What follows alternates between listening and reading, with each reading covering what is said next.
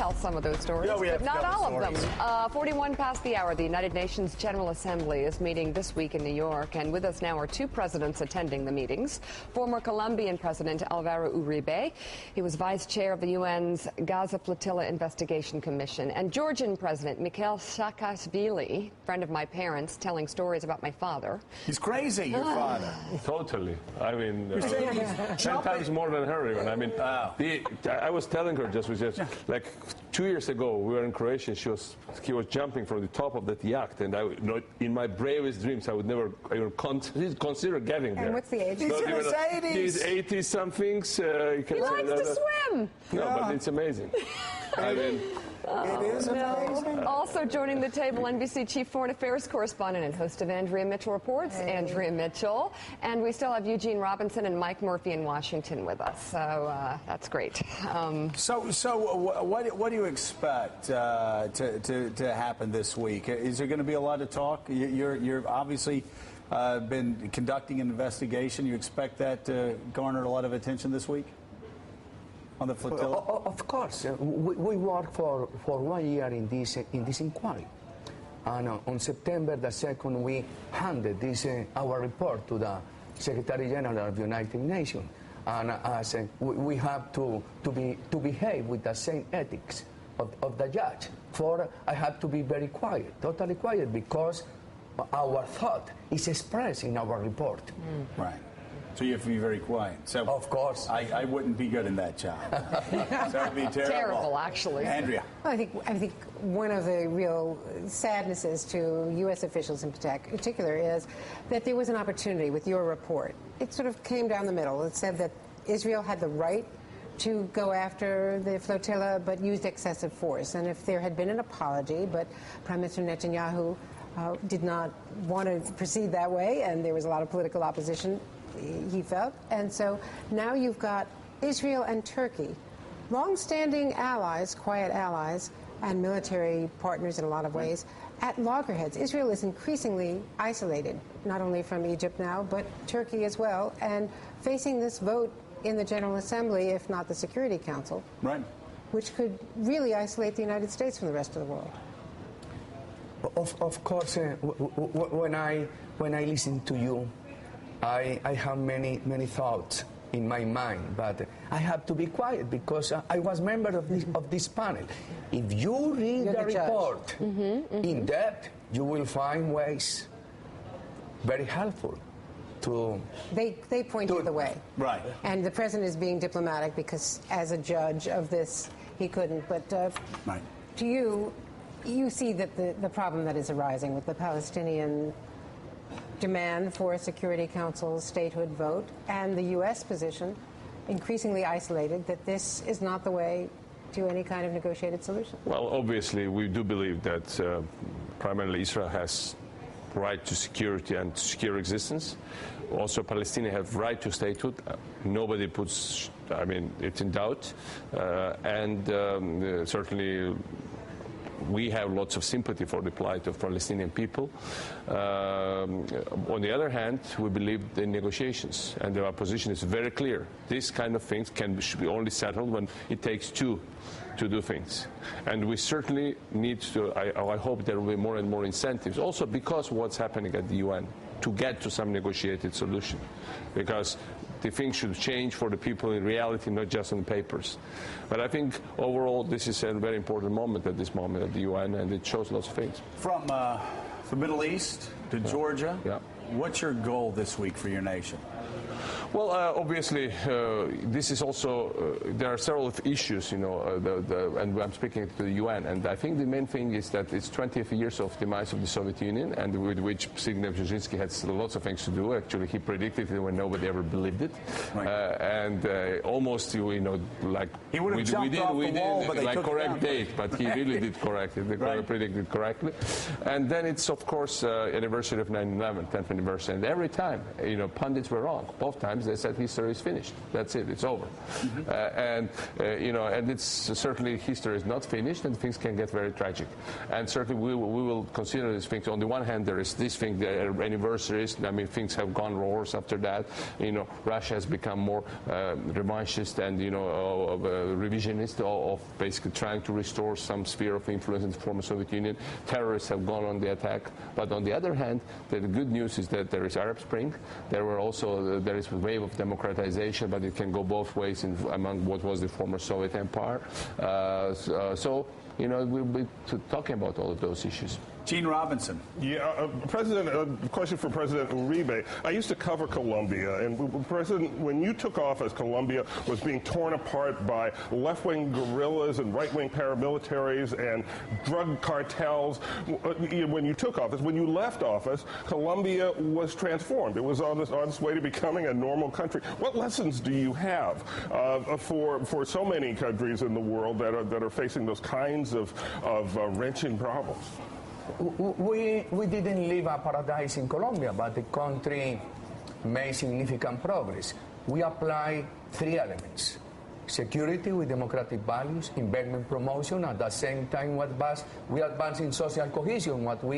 When we speak about social cohesion, it means education, health, small enterprises. The combination of these 3 aspects, security with freedoms, investment promotion with fraternity, and at the same time social cohesion.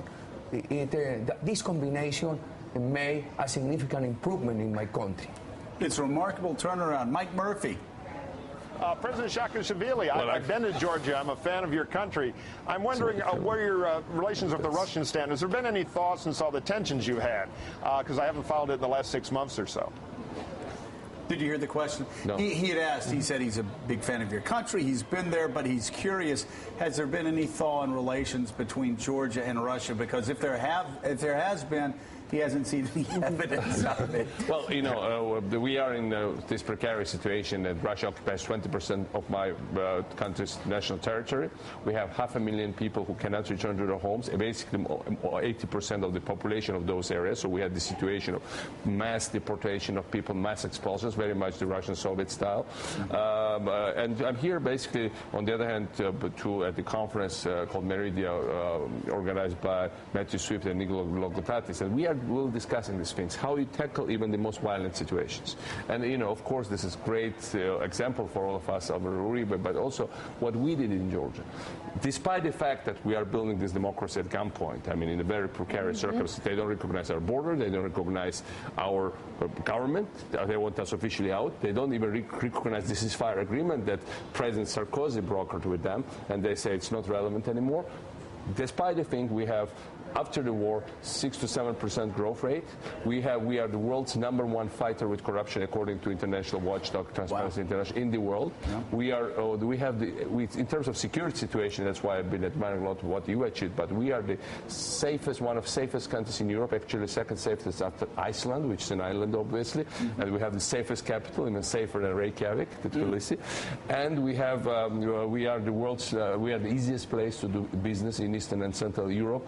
And no other country progressed. We were 147th, we are number 11th now in the world, as we did. And so what it really shows, if you really work on your democracy, on your open up your political system, reform the society, are not scared of even this kind of pressures, and don't cry wolves all the time, okay, we are under attack, as we are.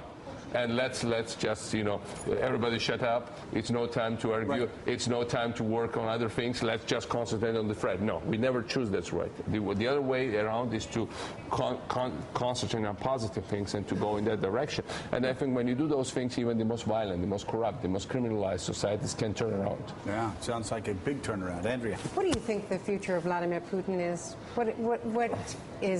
Where is Russia going? Well, as far as I know, he's braced back to come back. But the point here is more wider than that. I think the wrong conclusion they drew from the demise of Soviet Union against its 20th anniversary. They said, okay, Soviet Union was in trouble, but Gorbachev was too soft. He was a softie. He basically put himself under the West. He listened too much to Americans and the others, and he killed the Soviet Union. So what we now have to do, instead of reforming, we have to refuse any reform. We have to keep it as it is, entrenched. We have to be even more repressive, even more brutal, and we will not make the same mistake as the Gorbachev. Actually, this is the shortest way to a very painful collapse and demise. And I think and this will not be good for anybody. Obviously, it's a great nation, but I just saw, for the last 6 years, Georgia has positive immigration balance. More young people, everybody's coming back, and basically very few people are leaving. More people are coming back, and especially young ones. I just saw yesterday in The Economist of London that 24% of Russians, the most educated, the most skillful ones, want to leave that country. And they still have all this oil income, so even oil doesn't help. I mean, we saw it in the Middle East. You might have money, you might seem powerful, but, people don't no longer feel respected if they have no say in politics. If if they don't have sense of future, that's a big thing. And Vladimir Putin might have his own sense of his own future, but when his people no longer have the sense of future, that's pretty scary. And this, by the way, we are not rejoicing it, because, as I said, we are next door to Russia. They occupy part of our territory. They all do all the nasty things to us. And despite the fact, look at, we are receiving hundreds of thousands of Russian visitors every year, tourists, businessmen. You should sit there so much admiring Georgia. Recently, one Russian professor told me exactly the way in Soviet Union we admired as Western Germany and America. Now we start to admire Georgia. Well, they should be really in trouble if now they admire big America and Germany, and now small Georgia is the criterion for admiration. But I like it. Let's go back to the Washington Post. Gene Robinson. Gene? Just one question on the economic front. You've got economic crisis in Europe with the possible default of Greece. You've got economic crisis here in the United States. You've got the rise of China and Asia as almost the center of gravity of the world economy. Is it to either or both of the leaders, is it time for another sort of Bretton Woods reshaping of the world economic system? Are we at that point? Or how do we get past this, where we are now? President Uribe? Latin America is doing well. Latin America passed the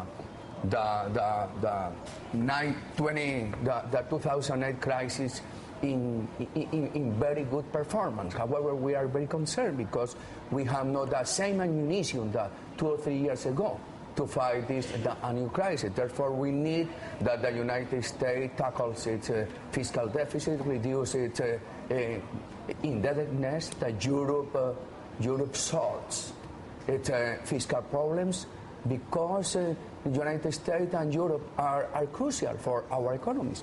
And we have an additional concern. China exports a lot to Europe and to the United States, imports a lot from Latin American countries. Therefore, the more the decline in the economy of the United States and Europe, the greater the risk for China. And if China declines its annual economic growth, Latin America will suffer, because Latin America is becoming a great exporter to China. All right, President Uribe of Colombia and Georgian President Mikhail Saakashvili, thank you very much for being on the show. I want to hear more Dr. Brzezinski stories next time. By that time, I'll get some new ones, because he's telling all the time. I'm sure we'll cross our way. Exactly. And he is so bright. I mean, it's not only just he's in great physical shape. Right. But he thinks better than most of the very young ones. They have a few nice things to say about He has something in common with you, maybe. I saw the Concordia Summit. Oh. The Concordia Summit is very important. I am very surprised, because 2 young gentlemen, they are under 25. Wow. They have been the conveners of the Concordia Summit, and it is very important to look for joint action between the private and the public sector on one subject: how to prevent societies from violent extremism. Yeah, very important. So there are some very young movers and shakers in town these days. We're I feel here very old and obsolete already. Thank you for all coming here. Andrea, Eugene, Mike Murphy, thank you. We'll be right back.